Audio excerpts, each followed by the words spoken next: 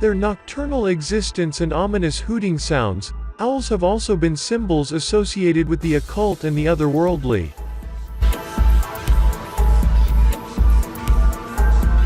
Owls apparently feed only on animals.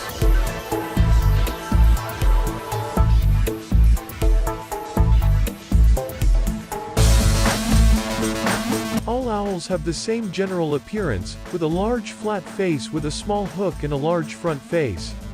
The tail is short and the wings are rounded, like birds of prey.